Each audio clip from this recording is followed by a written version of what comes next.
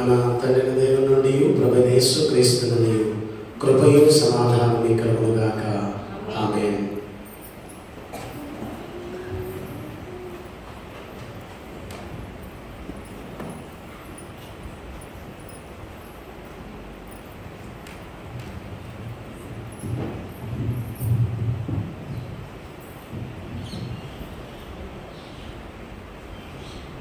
ప్రభునందు ప్రియమైన వాళ్ళారా, త్రిత్వం తర్వాతి 23వ ఆదివారం కొరకు ఏర్పాటు చేయబడిన లేఖన భాగాలను మనం చదవగా విన్నాం.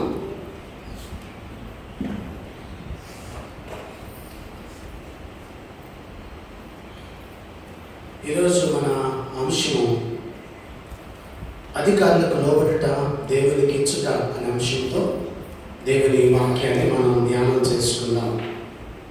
అధికారులకు ఇచ్చుట లేదా అధికారులకు లోబడుట దేవునికి ఇచ్చుట అనే అంశంతో దేవుని వాక్యాన్ని మనం ధ్యానం చేద్దాం. చదవనటువంటి పత్రిక పాఠ్యభాగము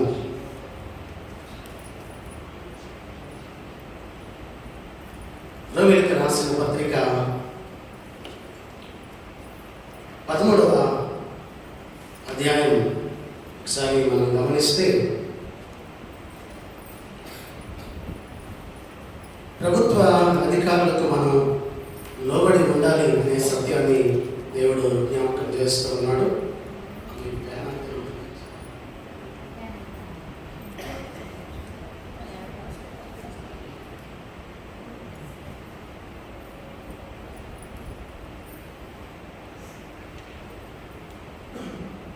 పదమూడవ అధ్యాయాన్ని మనం గమనించినప్పుడు అపోస్తలుడైన పౌలు మనకు తెలియపరుస్తున్న మాట, ప్రభుత్వ అధికారులకు మనం లోబడి ఉండాలి అనే సత్యాన్ని జ్ఞాపకం చేస్తున్నాడు. గృహం, ప్రభుత్వం, సంఘం ఈ మూడింటిని దేవుడే ఏర్పాటు చేశాడు కనుక ప్రతి క్రైస్తవుడు ప్రభుత్వానికి లోబడి ఉండాలి. ఎందుకు లోబడి ఉండాలి అని అంటే 5వ వచనంలో ఒక మాట జ్ఞాపకం చేసుకున్నాడు. కాబట్టి ఆగ్రహమైనని బట్టి మాత్రము కాక మనస్సాక్షిని బట్టి లోబడి ఉంట అవశ్యం అనే మాట రాయబడింది. 2 విషయాలు జ్ఞాపకం చేశాడు. ఆగ్రహమయాన్ని బట్టి, 2 మనస్సాక్షిని బట్టి. క్రైస్తవ విశ్వాసులు ఆగ్రహ భయాన్ని బట్టి కాక మనస్సాక్షిని బట్టి ప్రభుత్వానికి లోబడి ఉండాలి అనే సత్యం ఇక్కడ మనం గమనించాలి. ప్రభుత్వానికి చెల్లించవలసిన పనులన్నింటినీ మనం చెల్లించాలని, ప్రభుత్వానికి లోబడి ఉండాలి అని పౌలు ద్వారా దేవుడు మనకు తెలియజేస్తున్నాడు. ఇక్కడ మనం స్పష్టంగా చూస్తే ఆ 13వ అధ్యాయం 1వ వచనంలో ప్రతి వాడును పై అధికారులకు లోబడి ఉండవలను, ఏలయనగా దేవుని వలన కలిగినది తప్ప మరి ఏ అధికారము లేదు. ఉన్న అధికారము దేవుని వల్లనే నియమింపబడి ఉన్నవి. చాలా స్పష్టంగా గమనించండి. ఉన్న అధికారములు దేవుని వల్లనే నియమింపబడి ఉన్నాయి, దేవుని చేత నియమింపబడ్డాయి. కనుక దేవుని బిడ్డలుగా దైవ నియమాన్ని మనం పాటించటం అనగా మన ప్రభుత్వ అధికారులకు మనం లోబడటం మనం చేయవలసిన బాధ్యత అనే విషయం ఇక్కడ స్పష్టంగా తెలియపరచబడతా ఉంది. ఒకవేళ నీవు అధికారులను ఎదిరిస్తే దేవుని నియమాన్ని ఎదిరించినట్లే అనే మాట కూడా స్పష్టంగా రాయబడి ఉంది. చూడండి ఒకసారి. కాబట్టి అధికారమును ఎదిరించువాడు దేవుని నియమమును ఎదిరించుచున్నాడు. ఎదిరించువాడు తమ మీదికి తామే శిక్ష తెచ్చుకుంది. ఎదిరించువాడు తమ మీదికి తామే శిక్ష తెచ్చుకుంది. చాలా స్పష్టంగా గమనించినట్లయితే ఆ అధికారులను ఎదిరిస్తే దేవుని నియమాన్ని మనం ఎదిరించినట్లే. ఎదిరించువారు తమ మీదికి తామే శిక్ష తెచ్చుకుంటారట. కనుక క్రైస్తవ విశ్వాసులుగా ఈ లోకంలో జీవిస్తున్న మనం ఏ ప్రభుత్వం ఉన్నా సరే, ఆ ప్రభుత్వం మాకు ఇష్టం లేదండి, ఆ ప్రభుత్వ అధికారులు మాకు ఇష్టం లేదు, లేదా ఆ ప్రభుత్వ నాయకులు మాకు ఇష్టం లేదు అంటే కుదరదట. ఏ ప్రభుత్వం ఉన్నా ఆ ప్రభుత్వ అధికారులకు, నాయకులకు మనం లోబడి జీవించాలి అనే సత్యాన్ని జ్ఞాపకం చేస్తూ ఉన్నాడు. అందుకే 7వ వచనంలో కూడా, ఇందుకే కదా మీరు పన్ను చెల్లించుచున్నారు, కాబట్టి ఎవరికి పన్ను వానికి పన్నును, ఎవరికి సుఖమో వారికి సుఖమును చెల్లించుడి. ఎవరి ఎలా భయం ఉండవలను వారి ఎలా భయమును, ఎవరి ఎలా సన్మానం ఉండవలను వారి ఎలా సన్మానమును కలిగి ఉండడి. అందరికీ వారి వారి రుణములు తీర్చు. పన్ను ఎవరికి చెల్లించాలో వారికి, సుఖం ఎవరికి చెల్లించాలో వారికి, ఎవరిని సన్మానించాలో వారిని సన్మానించండి అనే మాట. ఎవరిని భయం కలిగి ఉండాలో వారి మనం భయం కలిగి ఉండాలి. కనుక ఆ మొట్టమొదటి నియమం దేవుని వాక్యం మనకు జ్ఞాపకం చేస్తూ ఉంది. మరి అధికారులకు లోబడి మనం జీవించాలి. ఇక పాత నిబంధన పాఠ్య భాగాన్ని మనం చూస్తే యెషయా గ్రంథం 32వ అధ్యాయం మనం చూసినప్పుడు, దేవుడు ఇశ్రాయేలు ప్రజలు అనేకుల పాలకుల చేత వారు అన్యాయానికి గురయ్యారు. అందుకే వారు నీతిని బట్టి రాజ్య పరిపాలన చేసే రాజు కొరకు వారు ఆతృతగా ఎదురు చూస్తూ ఉన్నారు. అలాంటి సమయంలో ప్రవక్త ఈ ప్రవచనాన్ని ప్రవచించాడు. 32వ అధ్యాయం యెషయా గ్రంథం, ఆలకించుడి, రాజు నీతిని బట్టి రాజ్య పరిపాలన చేయను, అధికారులు న్యాయం బట్టి ఏలుదురు. ఇశ్రాయేలు యొక్క ఆశ, ఇశ్రాయేలు యొక్క కోరిక ఏమిటంటే, ఈ శత్రువుల శక్తి నుండి దేవుడు మమ్మల్ని విడిపించి నీతి న్యాయములు గల పరిపాలన ఆయన ద్వారా మాకు అందించబడుతుంది అని ఎదురు చూస్తూ ఉన్నారు. ఆశ నెరవేరబోతూ ఉంది అనే విషయాన్ని ఈ ప్రవక్త ప్రవచిస్తూ ఉన్నాడు. ఆలకించుడి, రాజు నీతిని బట్టి రాజ్య పరిపాలన చేయను. ఆ పరిపాలన లేదా ఆ ప్రవచనం యేసు క్రీస్తు వలనే అది నెరవేర్చబడుతుంది అనే సత్యం ఇక్కడ మనం గమనించాలి. ఆయన దుష్టత్వాన్ని సంపూర్ణంగా నిర్మూలించి ఒకరోజు నీతి న్యాయాలతో యేసు రాజుగా పరిపాలించబోతూ ఉన్నాడు. కనుక ఇశ్రాయేలు ప్రజల జీవితాల్లో అనేక రాజుల ద్వారా ఎదుర్కొన్న అవమానాలు, అన్యాయాలు, వాటన్నిటికీ ఒక దినాన దృష్టి పడబోతోంది. ఆయన వచ్చి నీతి పరిపాలన చేయబోతున్నాడు. ఆయన పరిపాలన ఎలా ఉంటుందంటే, ఆయన పరిపాలనలో సమస్తము బట్టబయలవుతుంది. సమస్తము బట్టబయలవుతుంది అనగా ఆయన ప్రత్యక్షపరిచే కాంతి మన హృదయాల్లోకి వచ్చి అది మన హృదయాల్లో ప్రసరింప చేయబడినప్పుడు పాపం ఏమిటో మనం గ్రహించగలుగుతామట. పాపం ఏమిటో మనం గ్రహించగలుగుతాం. ఏది నిజమైంది, ఏది నిజమైంది కాదు అనే సత్యాన్ని మనం గుర్తించగలుగుతాం. ఆయన కాంతి మన మీద ప్రసరించబడినప్పుడు, మన హృదయాలలో ఆయన కాంతి ప్రజ్వలినప్పుడు మనం ఆయనను ఇప్పుడు చేయవలసిన పని ఏమిటి అంటే, ఆయన రాజుగా మన హృదయాల్లో ప్రతిష్ఠించుకోవాలి. మనం చేసేటువంటి ప్రార్థన, పరలోకమందున మా తండ్రి, నీ నామం పరిశుద్ధపరచబడుగాక, నీ రాజ్యం వచ్చునుగాక అని మనం ప్రార్థన చేస్తాం. ఆ రాజ్యం రావాలి అని అంటే ఆ రాజును మన హృదయాల్లో ప్రతిష్ఠించుకోవాలి. ఆ రాజును మన హృదయాల్లో ప్రతిష్ఠించుకోకుండా మనం నీ రాజ్యం వచ్చుగాక, ఎప్పుడు కటత వచ్చినటువంటి ప్రార్థన కనుక నీ రాజ్యం వచ్చుగాక అని అంటున్నాం. వచ్చుగాక అంటే అలా రావటానికి మనం ఏం చేస్తాం? ఆ రాజుకు లోబడటం, ఆయన మన హృదయంలో ప్రతిష్ఠించుకొని రారాజుగా ఆయనకు స్వాగతం పలికే క్రైస్తవ జీవితాలు మనం కలిగి ఉండాలి. ప్రియారా, దేవుని నియమాన్ని నెరవేర్చేటువంటి క్రైస్తవ బిడ్డలుగా మన జీవితాలు కొనసాగించబడాలి అనే మాట సభలో జ్ఞాపకం చేస్తూ ఉన్నాను. ఇక మూడవ పాఠ్యభాగం మార్కు సువార్త 12వ అధ్యాయం 41 నుంచి 44 వచనాలు మనం చదవగా విన్నాం.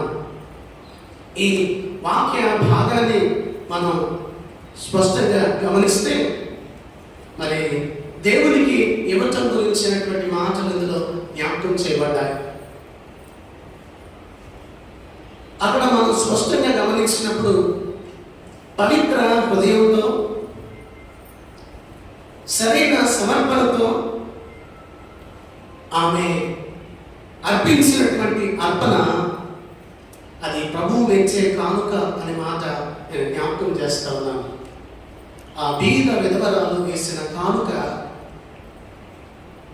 అందరికంటే ఆమె ఎక్కువ వేసను అనే మాట ప్రభు ఇక్కడ జ్ఞాపకం చేస్తూ ఉన్నాడు. అందరికంటే ఎక్కువ వేసిందట ఆమె. చాలా స్పష్టంగా మీరు గమనించండి. ప్రేమ, విధేయత, కృతజ్ఞతతో నిండిన హృదయం కావాలి దేవునికి ఇవ్వాలంటే. దేవునికి ఇవ్వటం అంటే మాటలు కాదు. దేవునికి ఇవ్వగలిగిన స్థితి కావాలి అంటే మొదట నీ జీవితంలో ప్రేమ ఉండాలి, విధేయత ఉండాలి, సంతోషం ఉండాలి. కృతజ్ఞతతో నిండిన హృదయంతో మనం దేవునికి ఇవ్వగలం. ఆ బీద విధవరాలుని ప్రభు చూచింది ఆమె వేసిన కాసులు కాదు, ఆమె హృదయపూర్వకమైన కానుక ఆయన అంగీకరించారు అనే సత్యాన్ని ఈ సమయంలో జ్ఞాపకం చేస్తా ఉన్నాను. ఆయన అంగీకరించారట ఆ హృదయపూర్వకమైనటువంటి కానుక పెట్టెలో డబ్బులు వేస్తున్న వారందరినీ ప్రభు గమనిస్తూ ఉన్నాడు. ఆయన గమనిస్తూ ఉన్నాడు.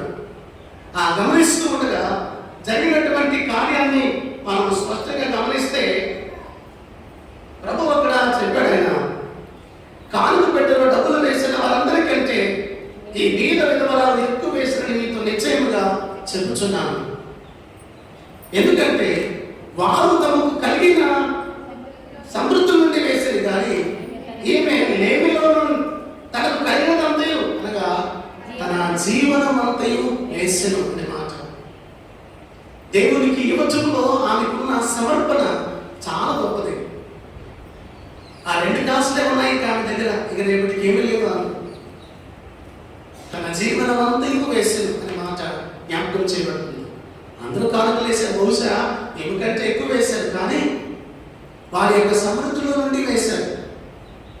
ఈ బీద విధవరాలు తన జీవనమంతయు వేసింది. రేపే దాచుకోవాలి అనే ఆలోచన కాకుండా దేవునికి ఇవ్వటంలో చాలా సంతోషంగా ఆమె దేవునికి ఇచ్చిందట. పిల్లరా, యేసు ప్రభు చెప్పిన మాటలలోని ఆంతర్యాన్ని ఒకసారి మనం గమనిస్తే ఆమె స్థితి ఎలా ఉంది అంటే మొట్టమొదట ఆమె పేదది, చాలా పేదది ఆమె. రెండవదిగా ఆమె విధవరాలు, అంటే ఎలాంటి సహాయం లేదు అన్నమాట, ఎలాంటి సహాయం లేదు. మూడవదిగా మనం గమనిస్తే ఈవేళ కానుక వేస్తే రేపు నా పరిస్థితి ఏంటి అనే ఆలోచన చేయలేదట ఆమె. తన దగ్గర ఉన్న 2 కాసులు ఇచ్చి వేయటం ద్వారా ధనం కన్నా నాకు దేవుడే ముఖ్యం అని భావించిందంట ఆమె. ధనం కన్నా నాకు దేవుడే ముఖ్యం అని భావించింది ఆమె. ఆమె నిజమైన సమర్పణ ప్రభు చూచాడు. ఆ 2 కాసులు కాదని ఆయన చూచింది. నిజమైన సమర్పణ, ఆ సమర్పణ చూచగలిగిన రేపటి గురించిన ఆలోచన కంటే నా దేవునికి ఇవ్వటమే నాకు సంతోషం అన్నట్టుగా ఆమె ఆ 2 కాసులు ఇచ్చింది. ధనం కన్నా దేవునికి ప్రాముఖ్యత ఇచ్చింది. తనకు జీవితాన్ని ప్రసాదించిన వారికన్నా నాకు ఇంకేం ఎక్కువ కాదు అనుకున్నాను. నాకు ఈ జీవితాన్ని ప్రసాదించిన వారికన్నా ఈ డబ్బులేమి ఎక్కువ కాదు అని ఆమె భావించింది. పిల్లల, ఆమె తన కార్యాన్ని లేదా తన పనిని ఒక క్రియారూపకంలో ఆమె చేసింది. క్రియారూపకంలో చేసింది. చాలా మంది మాటలు చెబుతాం కానీ క్రియ దగ్గరికి వచ్చేసరికి క్రియలు కనిపించవు, కేవలం మాటలే కనిపిస్తాయి. కానీ ఇది క్రియారూపకముగా దేవుని పట్ల తనకున్న ప్రేమ ఏమిటో ఆమె వ్యక్తపరిచింది అనే మాట జ్ఞాపకం చేస్తున్నాం. చాలా మందికి దేవునికి ఇచ్చేటప్పుడు అంట లెక్కలు వేస్తారు. చాలా మంది దేవునికి ఇచ్చేటప్పుడు లెక్కలు వేస్తారు. అంత ఇచ్చేలా దేవునికి, అంత ఇవ్వాలా దేవునికి అని లెక్కలు వేస్తామంట. దేవుడు మనకి ఇచ్చేటప్పుడు దేవుడు మనకి ఎంత ఇస్తున్నాడు ఏంటి అని మనం ప్రశ్నిస్తాం. కానీ దేవునికి ఇచ్చేటప్పుడు అంట దేవునికి ఎంత ఇవ్వాలా అనే ప్రశ్న వేసుకుంటారంట, లెక్కలు చూస్తారంట. ధనానికి, పరిస్థితులకి ఎక్కువ విలువనివ్వటానికి ప్రయత్నం చేస్తారంట. కానీ ఈమె సంపూర్ణంగా సమర్పించుకుంది. దేవునికి ఇవ్వటంలో సమర్పణ చాలా ప్రాముఖ్యం అనే సత్యాన్ని ఆమె చేసిన కార్యం ద్వారా అనేకులకు బోధించింది. దేవునికి ఇవ్వటం అనే దాంట్లో సమర్పణ చాలా ప్రాముఖ్యం అనే సత్యాన్ని ఆమె అనేకులకు బోధించింది. ఆమె అందుకే గొప్ప కానుక వేసింది అన్నారు. సమర్పణ లేనివాడు దేవునికి ఇవ్వలేడండి. సమర్పణ లేనివాడు దేవునికి ఇవ్వలేడు.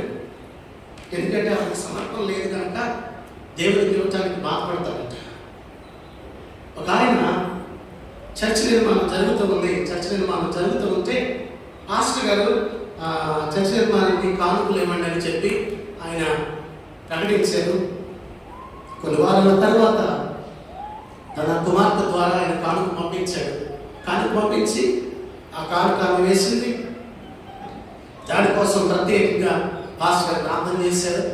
ఇంటికి వెళ్ళాక అప్పుడు ఆ తండ్రి అడిగాడంట ఆ పాపని, అమ్మా కానుక వేశారు కదా పాస్టర్ గారు ఏమన్నారు అంటే ఆయన 2 నిమిషాలు ప్రార్థన చేశారు. కానీ మన కుటుంబాన్ని ఆశీర్వదించమని అని కన్నీటితో ప్రార్థించారు అని ఆయన చెప్పిందంట. అప్పుడు అన్నాడంట ఆయన 2 నిమిషాలే ప్రార్థన చేశాడు, ఈ డబ్బులు ఇవ్వడానికి 2 రోజులు ఎడుతూ ప్రార్థన చేశాను అన్నాడంట. గమనించండి, ఈ డబ్బులు ఇవ్వడానికి నేను 2 రోజులు ఏడ్చి ప్రార్థన చేసి ఇచ్చానంట. అంటే సంతోషంగా లేదు, బాధపడతా ఇవాళ అని బాధపడుతూ ఇచ్చాడంట. కానుక నువ్వు దుఃఖపడుతూ బాధపడుతూ ఇచ్చే కానుక నీకు ఆశీర్వాదం కాదు. మనస్ఫూర్తిగా ఇచ్చిన కానుకే దాన్ని బట్టి దేవుడిని ఆశీర్వదిస్తాడు. కనుక ఏదో నువ్వు దుఃఖపడతా, చాలా బాధపడతా, దేవుడికి తెచ్చేస్తున్నాను అనే లెక్కలు కడితే మాత్రం అది అన్నిటికీ ఆశీర్వాదం కాదట. కనుక దేవునికి ఇచ్చేటప్పుడు మనం సంతోషంగా, హృదయపూర్వకంగా దేవునికి సమర్పించాలి అనే మాట సభలో జ్ఞాపకం చేస్తా ఉన్నాను. ఇక మరి కానుక అంటే ఏమిటి ఒకసారి మనం ఆలోచన చేస్తే, దేవుడికి ఇచ్చుట అనగా దేవుడు మనకి ఇచ్చిన గొప్ప వరం ఏది అంటే మన జీవితం. మనం బ్రతికి ఉన్నాం అని అంటే అది దేవుని యొక్క గొప్ప వరం అనే మాట గమనించాలి. ఈరోజు నువ్వు బ్రతికున్నావంటే, నువ్వు సంపాదించుకుంటున్నావంటే నేను బ్రతికుంచాలైనా అది గమనించాలి. మనం దేవుడు మనకిచ్చిన శ్రేష్టమైన వరం మన సజీవ లెక్కలో ఉంచడం. ఆ సజీవ లెక్కలో ఉంచాడు కనుక ఈరోజు మనం సంపాదించుకోగలుగుతున్నాం. ఒకవేళ మూలపడితే మనం సంపాదించుకోలేము. ఈ భూమి మీద లేకపోతే మనం సంపాదించుకోలేము. మన దేవుడు ఉంచినటువంటి ఈ భూమి మీద సజీవ లెక్కలో ఉంచాడు. రెండవదిగా తన కుమారుడైన యేసు క్రీస్తు ద్వారా మనకు రక్షణ అనుగ్రహించాడు. శ్రేష్టమైన రక్షణ మరి అమూల్యమైన గొర్రె మేకల వంటి రక్తం కాక అమూల్యమైన క్రీస్తు రక్తం చేత మనం విమోచించబడ్డాం. శ్రేష్టమైన రక్తాన్ని మన కొరకు ఆయన చెల్లించాడు. నిన్ను రక్షించాడు ఆయన. తద్వారా మనం దేవుని పిల్లలవటానికి అధికారం అనుగ్రహించాడు. ఆయన పిల్లలవటానికి ఆయన మనకు అధికారం అనుగ్రహించాడు. కనుక మనం దేవునికి సదా కృతజ్ఞులమై ఉండాలి. పిల్లల మనము అడగక మునిపే సమస్తాన్ని మనకు అనుగ్రహిస్తున్న దేవుడు. సమస్తాన్ని మనకు అనుగ్రహిస్తున్న ఆ గొప్ప దేవుని యొక్క ప్రేమ కనికరం, ఆ ప్రేమ కనికరాన్ని జ్ఞాపకం చేసుకుని మనం ప్రేమతో అర్పించేది ఆ కానుక. మన పట్ల ఆయన చేసిన ఈ గొప్ప స్థితిని బట్టి ఆయన ప్రేమ కనికరాలను జ్ఞాపకం చేసుకుంటూ ఆయనకి ఇచ్చేటువంటి ప్రేమపూర్వకమైంది. ఇక రెండవదిగా గమనిస్తే ఇవ్వటం, ఇది ఆత్మీయ కార్యం, ఆరాధన కార్యం. ఇవ్వటం అనేది అది ఆత్మీయ కార్యం, ఆరాధన కార్యం.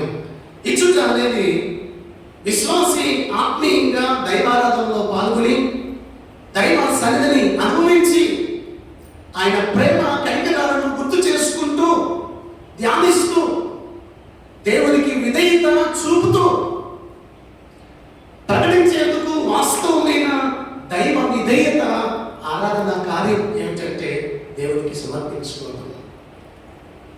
అందుకే మనం పాడుకున్న పాట 441, నామన్ని అంగీకరించు దేవా నన్నెప్పుడు నీవు కైకొను, నా వెంటి కనకంబు అవన్నీ నీవే ప్రభా, నాకదే. ఆయనకు ఇవ్వటం మనమే సమర్పించుకోగలిగితే మనం ఆ ఇవ్వటంలో కూడా ఇంక వెనుకాడవట. ఒక భక్తుడు అన్నాడు, మరి క్రైస్తవులకు బాప్తిసం జరుగుతుంది, క్రైస్తవ మనీ పర్సన్ కూడా బాప్తిసం జరిగితే అప్పుడట మరి ఎవరుతారంట. బాప్తిసం మనిషికి కాదంట, ఆ మనీ పర్సన్ కూడా బాప్తిసం కలగాలంట. అప్పుడు ఇవ్వటానికి వెనకాడంట విశ్వాసం. దేవునికి ఇవ్వటంలో వెనుకడుగు వేయడంట. నువ్వు అర్పించే కానుక ప్రేమపూర్వకమైన ఆరాధన కార్యం అనే సత్యాన్ని గమనించాలి. దేవుని సన్నిధిలో జరిగించే ఒక ఆత్మీయ కార్యం దేవునికి అర్పించటం అనేది. ఇక మూడవదిగా గమనిస్తే ఇది దేవుని కనపరిచే కార్యం. ఇది దేవుని కనపరిచే కార్యం. ఇవ్వటం అంటే ఇది దేవుని కనపరిచే కార్యం. సామెతల గ్రంథం 3వ అధ్యాయం 9వ వచనంలో నీ రాబడి అంతటిలో ప్రథమ ఫలమును నీ ఆస్తిలో భాగములు ఇచ్చి యెహోవాను కనపరచుము అని మాట్లాడబడింది. నీ రాబడి అంతటిలో ప్రథమ ఫలమును నీ ఆస్తిలో భాగములు ఇచ్చి యెహోవాను కనపరచుము అంటే ఇవ్వటం అంట దేవుని కనపరచటం అనే మాట గమనించండి. నువ్వు ఎంతగా దేవుని కనపరచగలిగే మనస్సు కలిగి ఉన్నావు. నీ రాబడి అంతటిలో ప్రథమ ఫలమును నీ ఆస్తులు భాగములు ఇచ్చి యెహోవాను కనపరచు. ఎంతగా మనం ఆయన కనపరుస్తున్నామో ఒకసారి మనం ఆలోచన చేసుకోవాల్సిన ఆవశ్యకత ఉంది పిల్లల. నాలుగవదిగా చూస్తే ఇవ్వటం ఒక ప్రేమ కార్యం. ఇవ్వటం అనేది ఒక ప్రేమ కార్యం. దేవుడు లోకాన్ని ప్రేమించాడు, ఎంతో ప్రేమించాడు. అలా ప్రేమించాడు కనుక తన అద్వితీయ కుమారుడిని ఈ లోకానికి అనుగ్రహించాడు.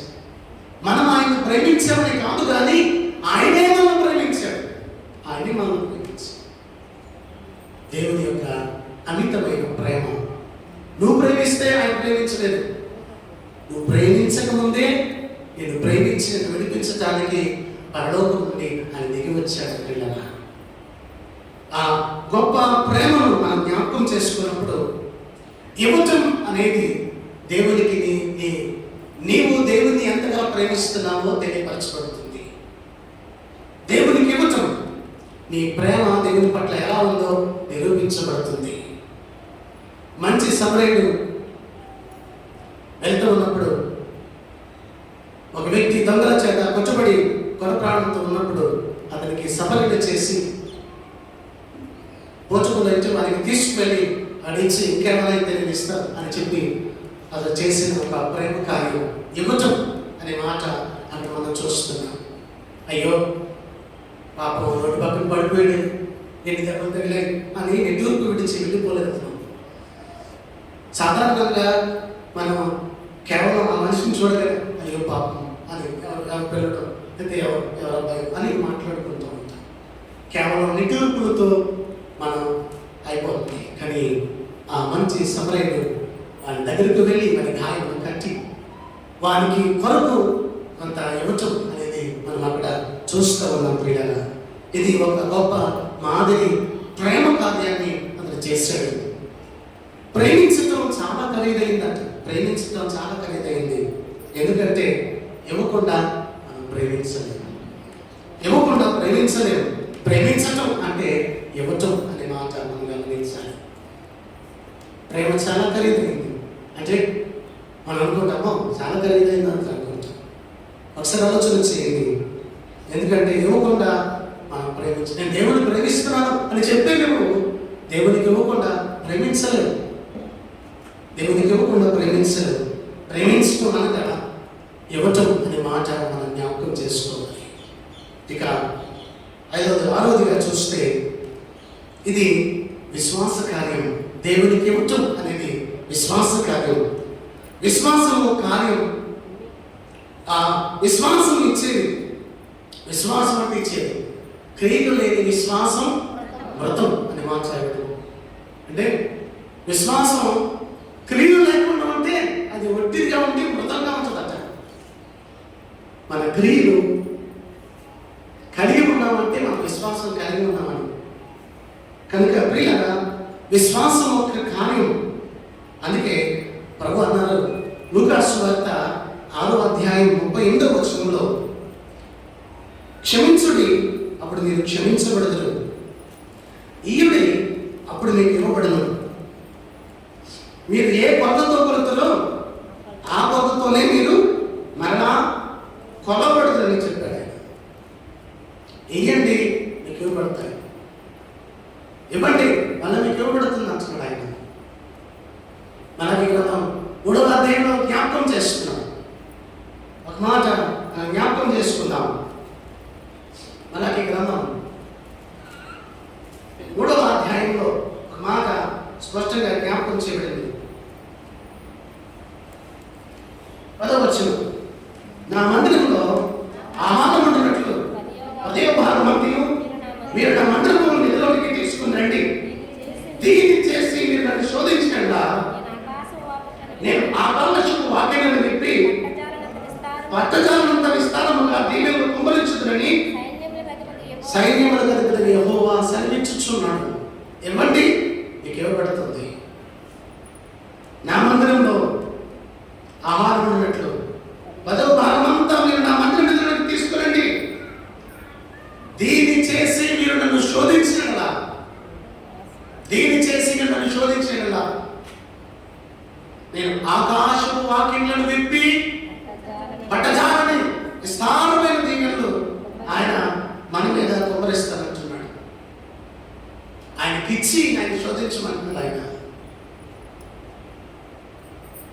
గమనించండి పిల్లరా, వెదజల్లి అభివృద్ధి పొందేవారు కళ్ళు తగిన దానికన్నా తక్కువ ఇచ్చి లేనికి వచ్చేవారు కాదు.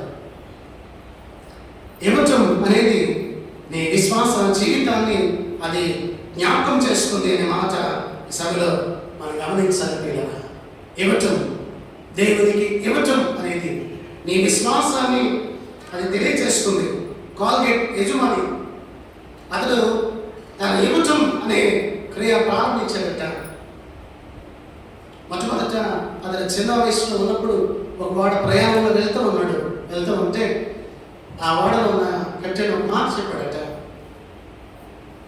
ఒక పని నేర్చుకోవడానికి అతను వెళ్తూ ఉన్నాడు. అతను ఏం చెప్పాడంటే, నువ్వు ఏ పని చేసినా నీకు వచ్చే దాంట్లో 10వ భాగం దేవునికి ఇవ్వాలి చెప్పాడట. అతడు ఒక కంపెనీకి వెళ్ళి అక్కడ పౌడర్ తయారు చేయడం నేర్చుకున్నట్ట. అలా ఆయన ఒక కాల్గేట్ కంపెనీ స్థాపించాడు. కాల్గేట్ బేస్డ్ కాల్గేట్ పౌడర్ మొట్టమొదట మనం చూసాం. ఆయన మొట్టమొదట 10వ భాగం ఇచ్చబడ్డ దేవునికి. దేవుడు తను ఆశీర్వదించిన తర్వాత అతను ఏం చేశాడు తెలుసా? 10వ భాగం తను ఉంచుకుని మీరు దేవునికి ఇవ్వటం ప్రారంభించినట్టు. నాకు ఇచ్చి నన్ను శోధించండి, పట్టజాలని విస్తారమైన దీవెనలు మీ మీద కుమ్మరిస్తానంటున్నాయి. ఇచ్చి ఆయన శోధించమంటున్నాయి. నువ్వు ఇచ్చి చూడు, దేవుడు నీకు ఎలా ఇస్తాడో నువ్వే గ్రహిస్తావు.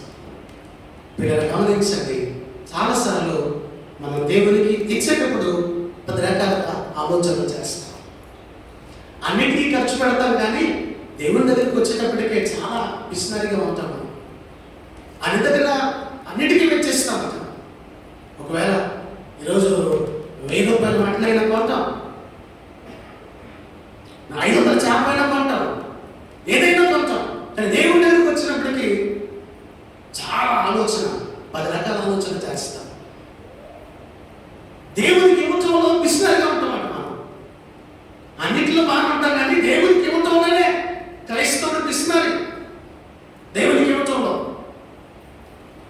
కోల్గేట్ యజమాని దేవునికి ఇచ్చి ఆశీర్వదించబడ్డాడు. దేవునికి ఇచ్చి ఆశీర్వదించబడ్డాడు. ఇక ఇవ్వటం విత్తు కార్యం లాంటిది. విత్తు కార్యం అంటే ఎలాగున వ్యవసాయదారుడు తన పొలంలో విత్తును అది మొలచి పంట కాల్చి అది ఫలమిచ్చినప్పుడు అధికమైన ఫలాన్ని పొందుతాడు. ఎంత విత్తితే అంత అధికంగా ఫలాన్ని పొందుతాడు. అలాగే దేవునికి ఇచ్చే కానుక విత్తు కార్యం లాంటిదంట. ఎంత విత్తితే అంత పంట వచ్చినట్టుగా నువ్వు ఎంత దేవునికి ఇస్తే అంతగా దేవుడు నిన్ను అభివృద్ధి పరుస్తాడు. నువ్వు ఎంతగా విత్తుతావో అంతగా నీవు కోసేందుకు దేవుడు పంటను ఫలింపచేస్తాడు. దేవుని వాక్యానికి విధేయుడై దేవుడికి ఇచ్చే కానుక విత్తు కార్యం. అదే దశమ భాగం అర్పణలో కానుకలు మొక్కుబడులు దేవుడికి మనం సమర్పించే కానుకలు.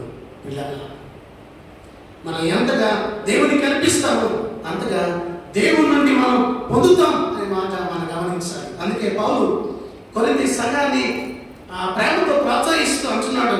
కొరింథీకి రాసిన 2వ పత్రిక 9వ అధ్యాయం 6వ వచనంలో, కొంచెముగా విత్తువాడు కొంచెముగా పంట కోయును, సమృద్ధిగా విత్తువాడు సమృద్ధిగా పంట కోస్తాడు. కొంచెంగా విత్తేవాడు కొంచెంగానే కోస్తాడు. సమృద్ధిగా విత్తేవాడు సమృద్ధిగా అయిన పంట కోస్తాడట. సమృద్ధి అయిన పంట కోస్తాడట.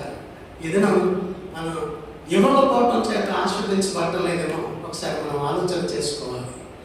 దేవునికి ఇవ్వటంలో వెనుకడుగు వేసి మనం ఆశీర్వదించబడలేదేమో. నువ్వు సమృద్ధిగా విత్తితే సమృద్ధిగా పంట కోస్తావు అనే సత్యాన్ని జ్ఞాపకం చేసుకుందాం.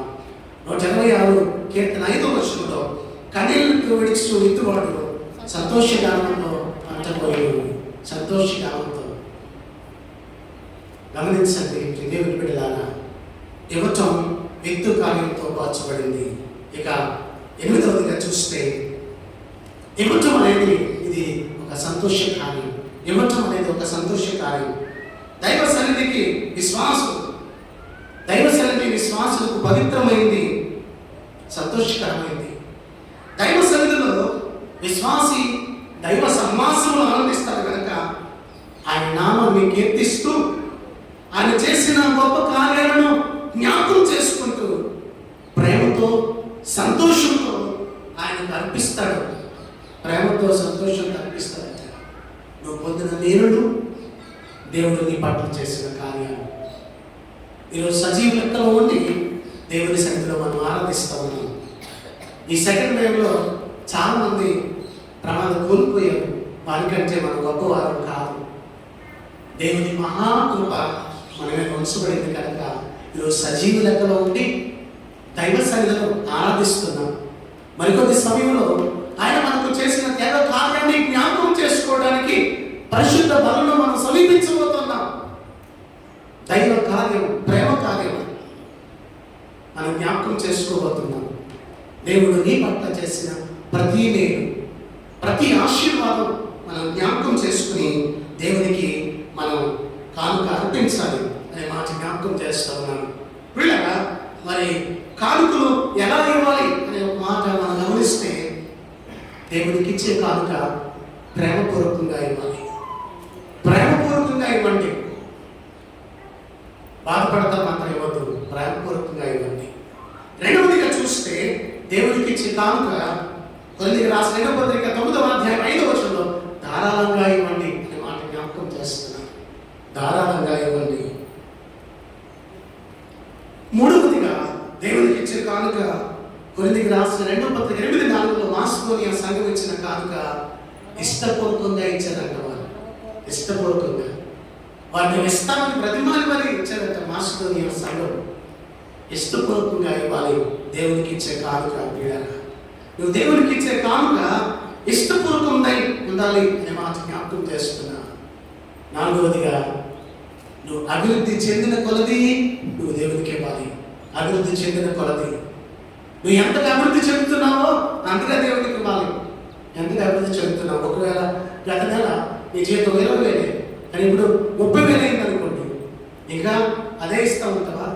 నువ్వు అభివృద్ధి చెందిన కొలది, దేవుడు నిన్ను ఆశీర్వదించిన కొలది నువ్వు ఎంతగా అభివృద్ధి చెందావో అంతగా దేవునికి ఇవ్వాలి.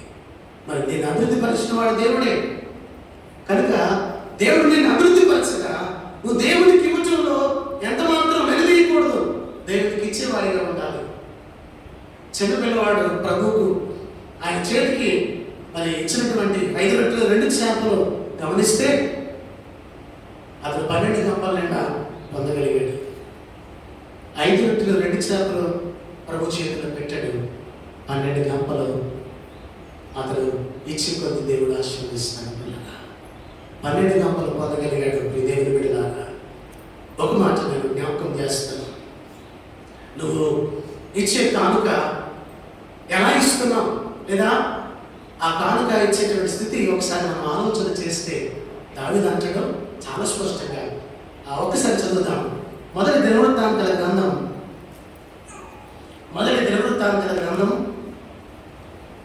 29వ అధ్యాయం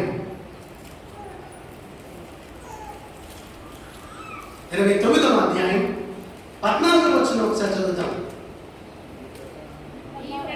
ఈ ప్రకారము మన పూర్వకంగా ఇటు సామర్థ్యము మా పుణ్యటకు నేను ఎంత మాత్రం వాడను, నా జనుడు ఎంత మాత్రం వాడు, సమస్తము నీ వలన కలిగిన కదా, నీ స్వసంపాద్యములో నుండి కొంత మేము నీకు ఇచ్చున్నాం. చాలా జాగ్రత్తగా గమనించి, నీ స్వసంపాద్యం అంటే అంత దేవునిది. దేవుని దాంట్లో నుంచి మనము దేవునికి ఇస్తున్నాం. చాలా స్పష్టంగా దావీదు ఈ మాట చెప్పాడు. మీరు గమనించండి. ఇవ్వటానికి మేము ఎంతటి వారు, నా జనులు ఎటువంటి వారు, అవి మేము ఎంతటి వారు కాదు, సమస్తము నీది అని మాట జ్ఞాపకం చేస్తున్నాడు. సమస్తము నీ వలన కలిగను కదా, సమస్తము నీ వలన కలిగను కదా, నీ స్వసంపాద్యములో కొంత మేము నీకు ఇస్తున్నాం. నీ స్వసంపాద్యం అంటే ఆయనది. ఆయన దాంట్లో నుంచి నువ్వు కొంత తీసానికి ఇస్తున్నావు. అంతే తప్ప అది నీది కాదు, దేవునిది అనే మాట మనం జ్ఞాపకం చేసుకోవాలి. అలా దేవునిది అని జ్ఞాపకం చేసుకున్నప్పుడే మనం ఇవ్వగలుగుతాం. నాది అనుకుంటే ఏమీ ఇవ్వలేమంట. దేవునికి ఇవ్వటంలో కూడా ఎలా ఇవ్వకూడదు అని అంటే మీరు గమనిస్తే సనుకోకుండా ఇవ్వాలంట. దేవునికి ఇచ్చేటప్పుడు ఎలా ఇవ్వకూడదంటే సనకుండా ఇవ్వాలి. దేవుడికి ఇస్తున్నప్పుడు ఆ కానుక సనుకుండా వేసామనుకోండి, అది నీకు ఆశీర్వాదం కాదు. రెండవదిగా బలవంతంగా ఇవ్వకూడదు. బలవంతంగా అది ఇవ్వటం నీ ఇష్టం. నువ్వు ఎలా ఇస్తే దేవుడు నేను ఎలా ఆశీర్వదిస్తాను, అంతేగాని నువ్వు బలవంతంగా ఇవ్వకూడదు. మూడవదిగా దేవునికి ఇచ్చేటప్పుడు వ్యాపార దృక్పథంతో దేవుని సన్నిధికి ఇవ్వకూడదంట. మొక్కుబడిలాగా అయ్యా నాకు అది చేసి ఇది చేసి పెడతాను అంటాం కాదట. వ్యాపారం దృక్పథం ఉండకూడదంట. దేవునికి ఇచ్చేటప్పుడు వ్యాపారస్తులు పెట్టుబడి పెడితే ఇంత లాభం వస్తుందని ఆలోచన చేస్తారంట. వ్యాపార దృక్పథంతో దేవుని సన్నిధిలో కానుకలు ఇవ్వకండి.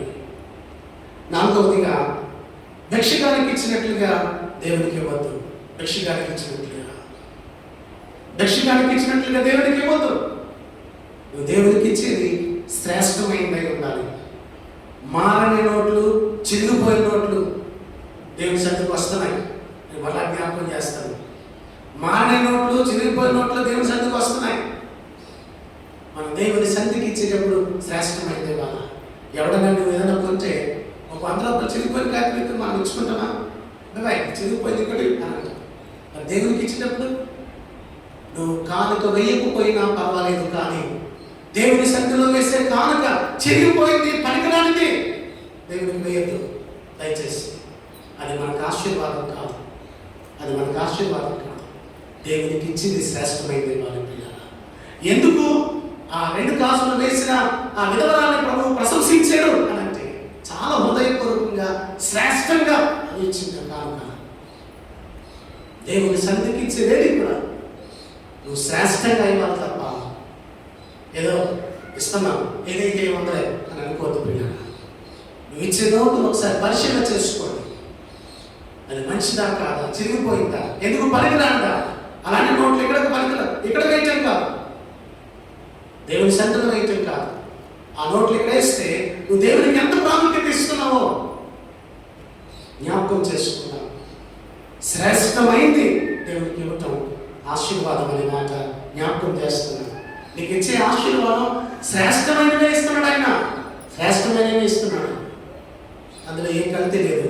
దేవుని నీ పట్ల చూపించే ప్రేమ కూడా.